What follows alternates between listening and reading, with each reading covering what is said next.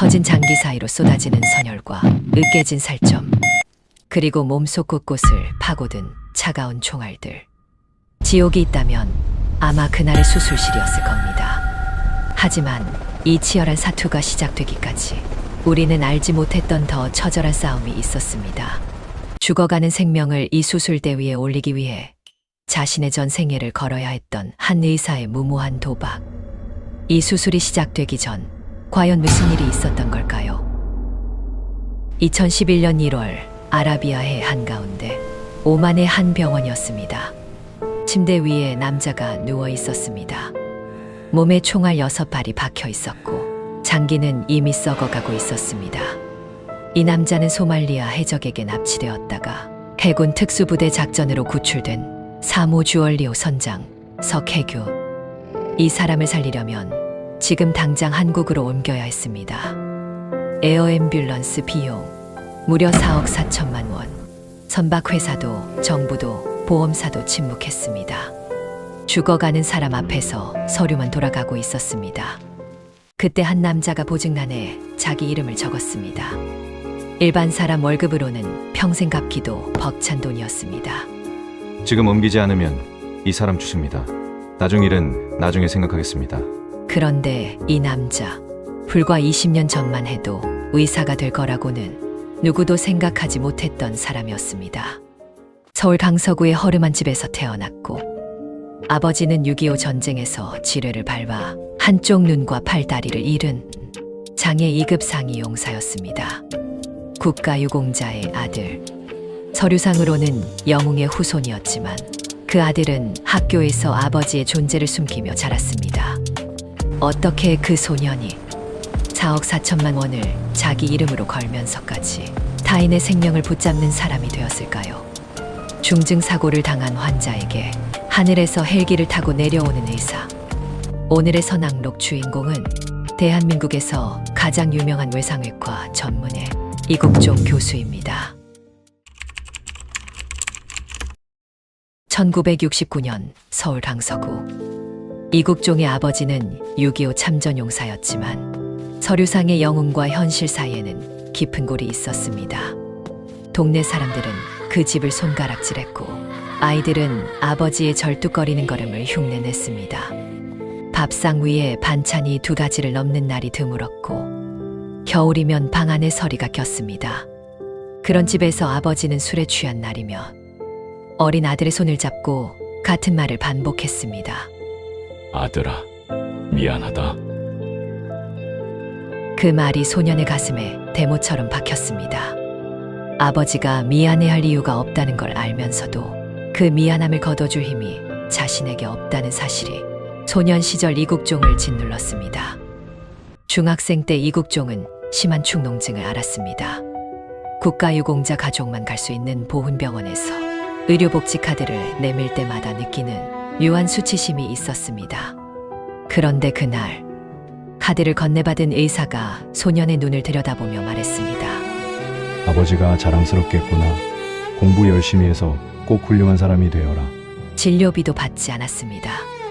누군가 처음으로 아버지의 상처를 영광이라고 불러준 순간이었습니다. 그 의사의 이름도 얼굴도 기억나지 않는다고 훗날 이국종은 말했습니다.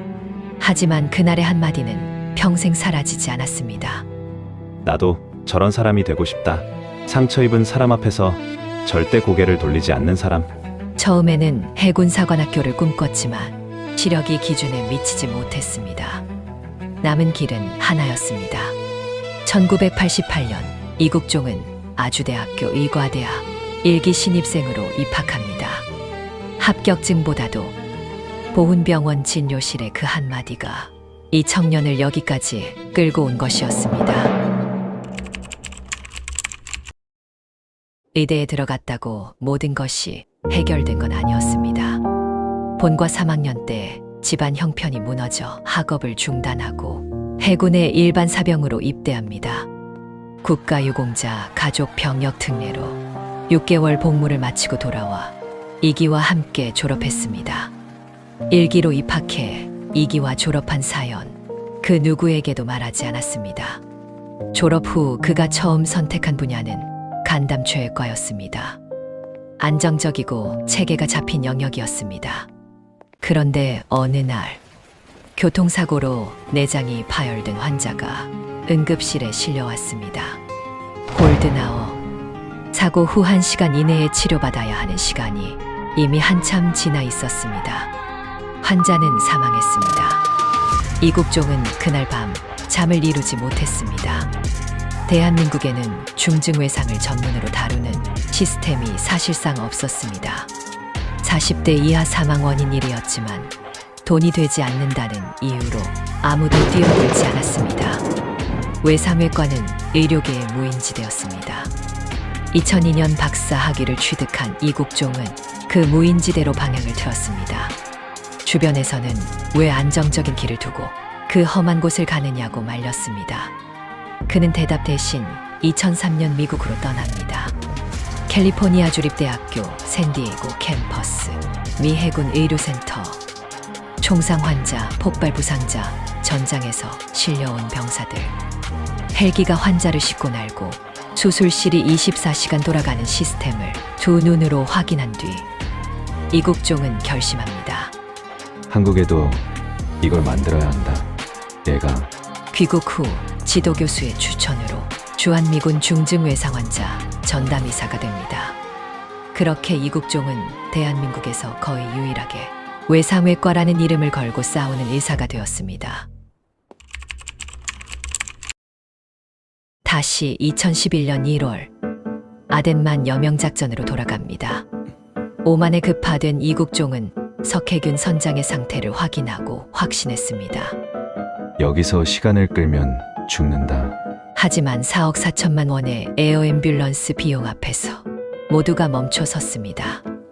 이국종은 보증란에 자기 이름을 적었습니다. 만약 석혜균이 이송 중에 사망하면 회사가 끝내 비용을 내지 않으면 그 빚은 고스란히 그의 것이 되는 도박이었습니다. 동료들은 미쳤다고 했습니다. 하지만 이국종에게는 다른 선택지가 보이지 않았습니다. 눈앞에 죽어가는 사람이 있고 이름 석자를 적으면 살릴 수 있는데 그걸 안 하는 건 의사가 아니라고 생각했습니다. 에어 앰뷸런스가 오만을 떠났습니다. 한국 도착 후 곧바로 근치 수술, 오염된 부위를 제거하고 파열된 장기를 봉합하는 사투가 이어졌습니다. 석혜균은 깊은 의식불명에 빠졌고 한 달이 지났습니다. 그리고 어느 날 눈을 떴습니다. 그가 처음 본 것은 천장의 플랜카드였습니다. 9개월 뒤 석혜균은 자기 2달러 걸어서 병원을 나왔습니다.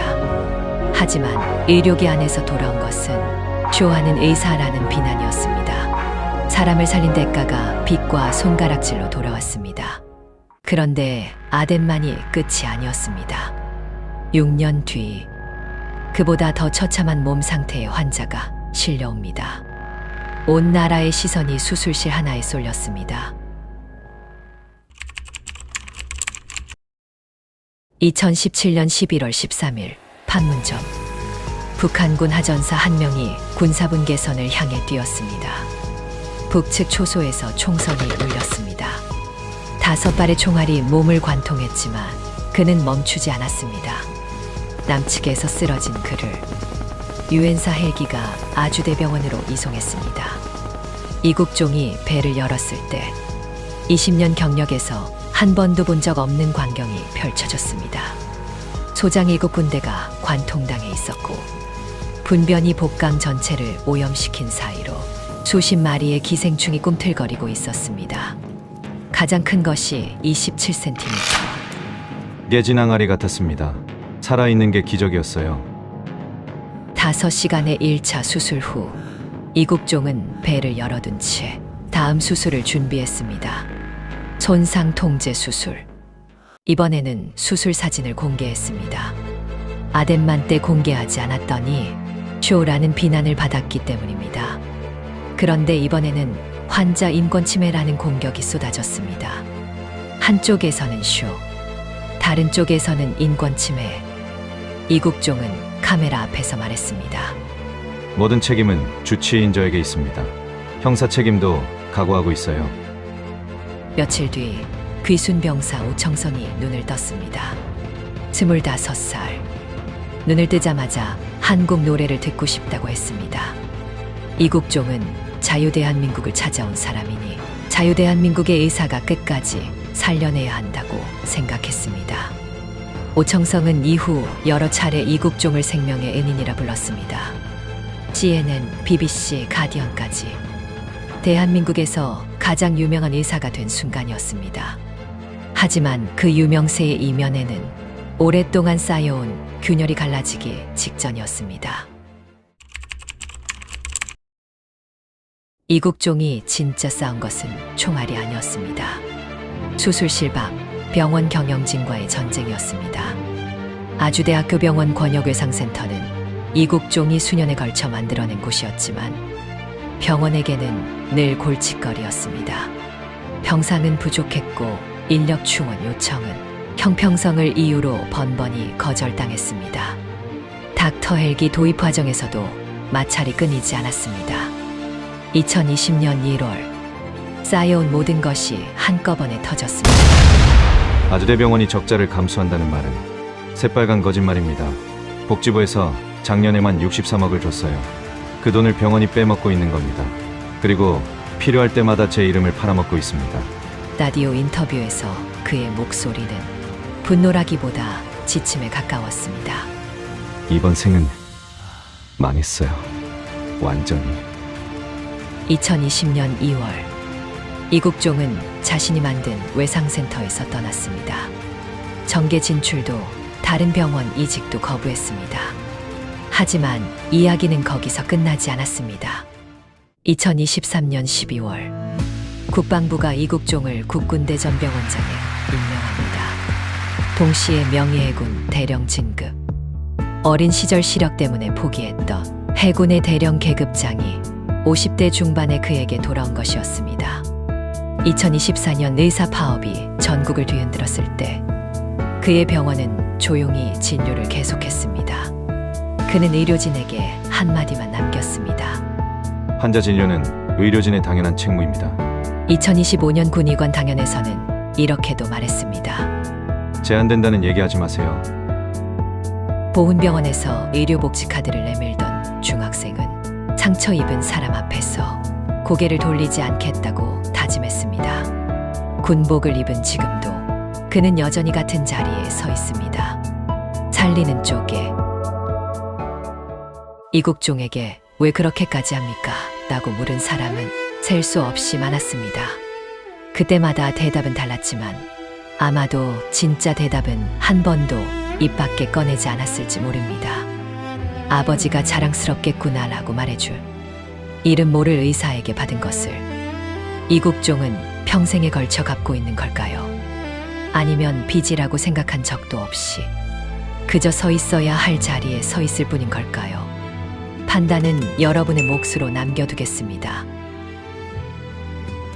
국군대전병원 병원장실. 오늘도 그 방의 불은 늦게까지 꺼지지 않는다고 합니다. 오늘의 선악록이었습니다. 누군가의 한마디가 인생을 통째로 바꿔놓은 경험. 여러분도 있으신가요? 거창한 말이 아니어도 괜찮습니다.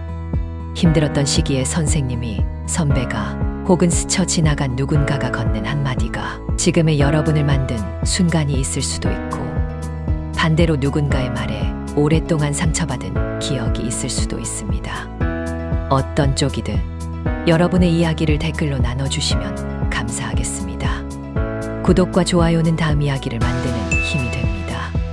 선과 악, 그 경계의 이야기는 계속됩니다. 다음 선악록에서 만나겠습니다.